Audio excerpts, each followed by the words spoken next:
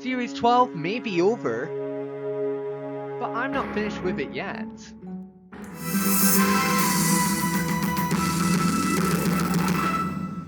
So, now the series is over, it's time to review Series 12 as a whole. This series had loads to love, but it wasn't perfect. So, without further ado, let's look back on the Doctor's latest adventures. Episode 1, Spyfall Part 1. I'll be honest, even though I was so hyped by the Series 12 trailer, Series 11 was such a letdown for me that my expectations were quite low. But Spyfall Part 1 at the time it aired turned out to be my favourite episode in ages. A proper threat was there at last, and the gang finally got to shine on their own, with some being sent away and going undercover. Both Daniel Barton, who was brilliantly played by Sir Lenny Hendry, and the Kasavan were great foes for the Doctor, and the world really did feel under threat. It was so large scale, and I loved it. C was brilliant, and wasn't in the episode long enough if you ask me. Oh, and O's character was super likeable. His moment in the TARDIS was so well handled, and I think he was well developed considering he wasn't actually O, he was the Master! I have to say that twist at the end may have provided one of the best Doctor Who cliffhangers of all time. 5 stars. Episode 2, Spyfall Part 2. After that epic cliffhanger, I was expecting the fam to jump aboard the Master's flying TARDIS from the plane. Instead, we got a timey-wimey explanation, and as much as I like that, I feel it was a bit of a cop-out in the way it was handled. So within the first 5 minutes of this episode, I was already finding it hard to follow. But the characters were brilliant in this episode. It really made a difference them being separated from the Doctor. The fam each got something to do, and they were truly helpless without the Doctor. And this needed to happen, as they were simply too dependent on her. I really enjoyed the Doctor going solo in the past with Ada Lovelace and Nur Inyat Khan. In fact, I would say the Victorian scene with the Doctor, Ada and the Master was the best in the episode. The Doctor at this point was starting to feel very much like the Doctor.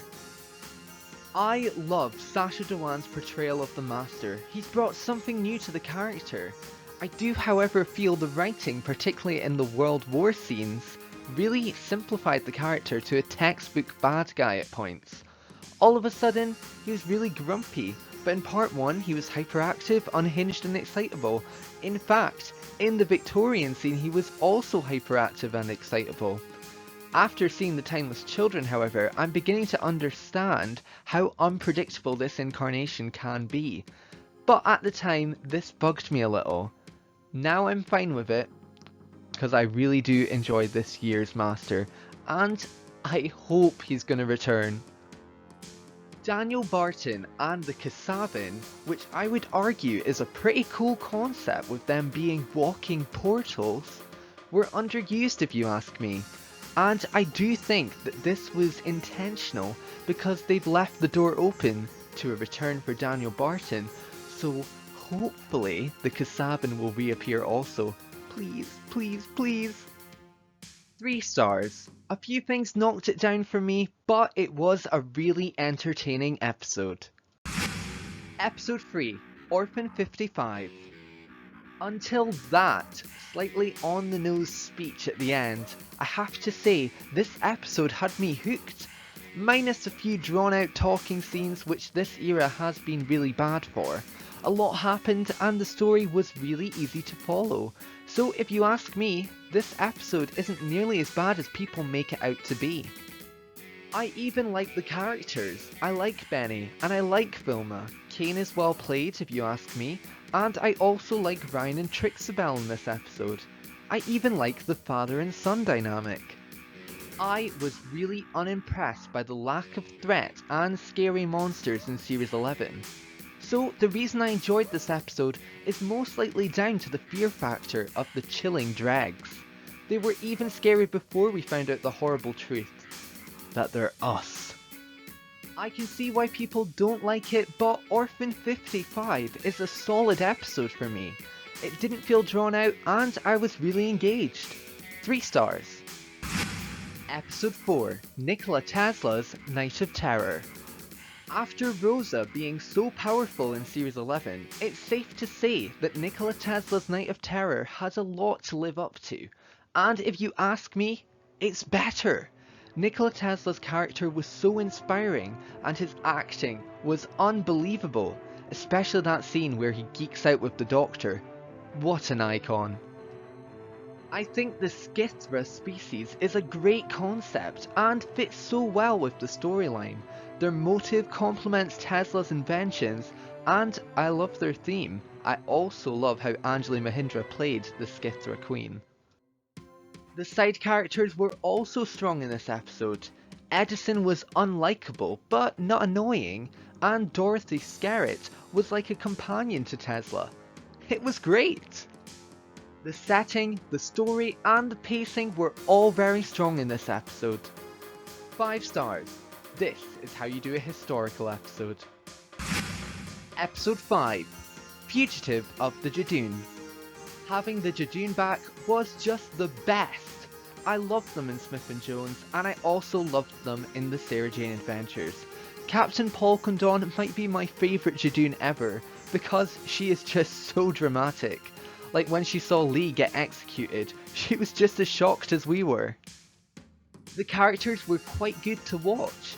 It was clear that there was a community in the town of Gloucester, and that made Ruth's character more believable. And I didn't work out who Ruth actually was until the TARDIS was found. I could barely believe it. It was absolutely electric feeling so shocked by Doctor Who, and not even at the end of the episode or the end of the series. I also adore Ruth as the Doctor. I think she was the Doctor from the second she was introduced. Nice one, Joe Martin. Fugitive of the Judoon is so entertaining. I didn't zone out once, and the mystery of this episode still goes on, as we still don't know who Gat is, as well as where Ruth actually fits in. Why is she a fugitive? And is the 13th Doctor going to pay for crimes she doesn't even know she's committed? Lots of mystery, super entertaining, mind blown. 4 stars. Episode 6, Praxeus. After the mastery of Nikola Tesla's Night of Terror and the scale of Fugitive of the Judoon, Praxeus didn't really have an easy task following on. But honestly, this is the worst episode in Series 12. It is better than Series 11 due to the threat, and the fact Jazz gets a bit more to do, but I didn't really find this story engaging. The characters were just okay, and to be honest, even that twist at the end with Suki wasn't enough to get me excited. However, I do like the concept of Praxeus, as it's quite interesting. I feel Chibnall's era goes about leaving political messages in the story all wrong. Although these messages are definitely worthwhile, I feel they would be more meaningful and impactful if us viewers had to look a bit deeper to find them, rather than just being told. Orphan 55 was guilty of this also. It can kind of cheapen the story. 2 stars. Praxeus isn't horrendous, but it just wasn't my cup of tea. Episode 7, Can You Hear Me? I was so excited for Can You Hear Me? I don't know if it was the title, the plot, the trailers, or all 3, but this episode looked like one I would be really into. Sadly, for me, it was a bit of a letdown. I found it quite slow and drawn out. I also really wanted to see more of Ryan, Yaz and Graham's dreams, as this was the opportunity for character development. Sadly, we saw their dream sequence once or twice, so I feel they definitely missed an opportunity there. I really like Zalin as the villain. The fingers and ears, the look and the acting are all unsettling.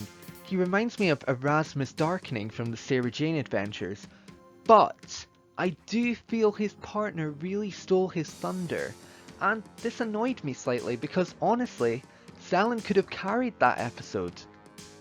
It was nice to see more of Yaz and Ryan's outside life, Ryan's friend Tibble and Yaz's bond with her sister, but I do feel at parts some of these scenes were slow in places and took away from the story slightly. I have to say though, that scene at the end with the 50p really cut deep. I was so moved by this scene and it was really tastefully handled.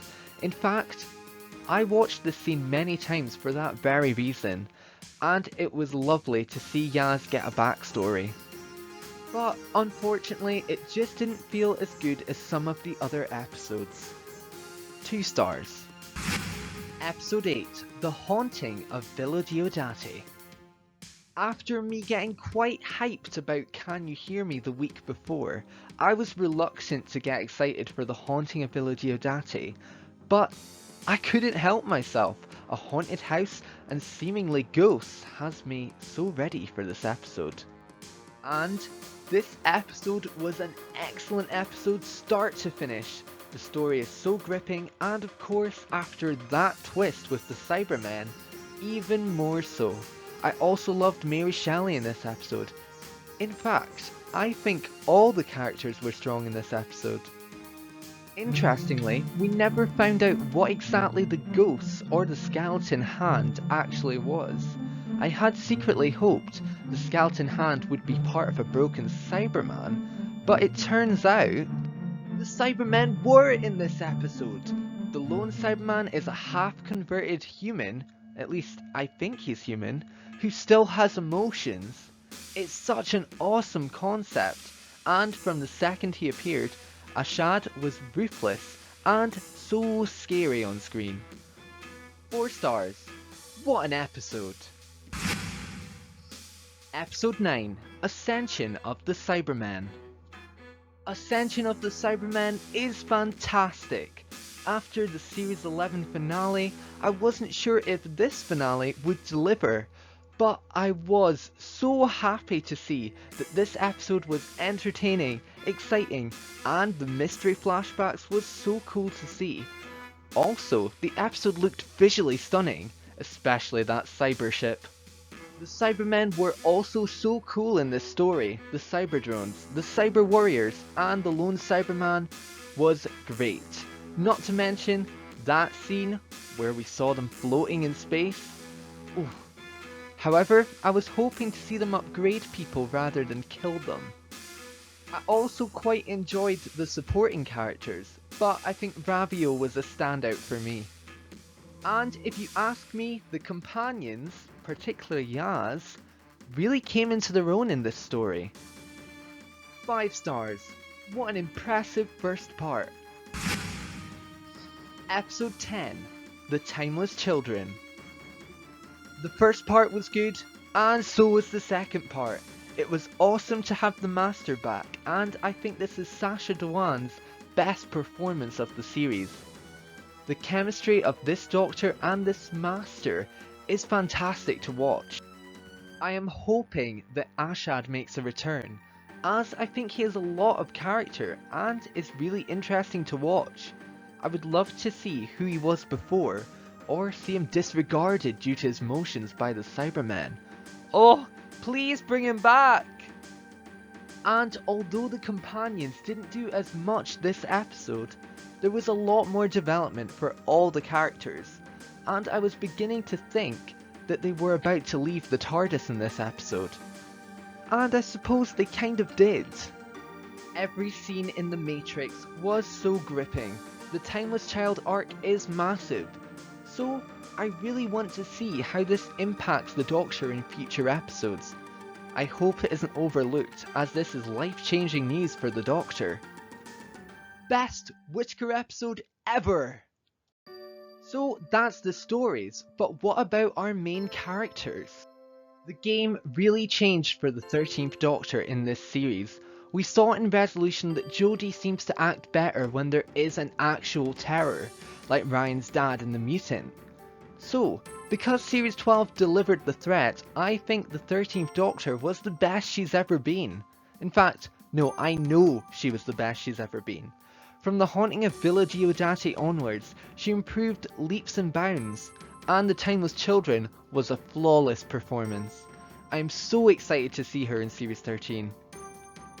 Graham was always brilliant, so didn't have much to improve. I do wish, however, he got more to do in the series, but some of the moments he had with the characters were so special. Also, his bond with Ryan seems a lot stronger than ever, so it seems his story is starting to finish up. Ryan was like my favourite companion in Series 11, but I can't think of much he did in this series, unfortunately. He was good in Spyfall when he was Logan and when he saved the plane from crashing, and he was good in The Timeless Children, but I think the character's arc may be over, as he has moved on from the death of Grace and he's met his dad, and like I said, he's also accepting Graham as his granddad. Yaz, on the other hand, has been so strong in this series. She felt like a different person in Spyfall, and ever since then she's got better and better. In Praxeus we saw how reckless she can be, and in the finale we saw how her optimism is key to her character. And she really is so dependent on the Doctor. She's now my favourite from this TARDIS team. Overall, Series 12 was a massive leap in the right direction, and I have a feeling Series 13 will be even better. It was great to see two-parters make a comeback, more threatening monsters, and above all, a story arc. I'd say the only thing that needs to improve is the amount of characters in every episode, as 50 minutes isn't enough to do all of them justice, especially with a 4-piece TARDIS team. So, what did you think of the series as a whole? Is it your favourite, your least favourite, or in between? Let me know in the comments below. I absolutely love reading all your theories and opinions. Thank you for watching, everyone. I hope you enjoyed the review. If you're new, feel free to click that red button below to join the adventure. Me and Lewis are so hyped for our next few months of content, and we honestly can't wait to share it with you all. Also, if you're interested, all this week we've been uploading every day. We've released drawing videos, a quiz, a ranking of the villains, a guess who, and even a top 10 of the Series 12 episodes, so feel free to check them out. I've been Christopher, and you've been brilliant. Every night, every day, 'cause we're so into it. Don't think I could ever quit. Next in 2005, it's taken over our life.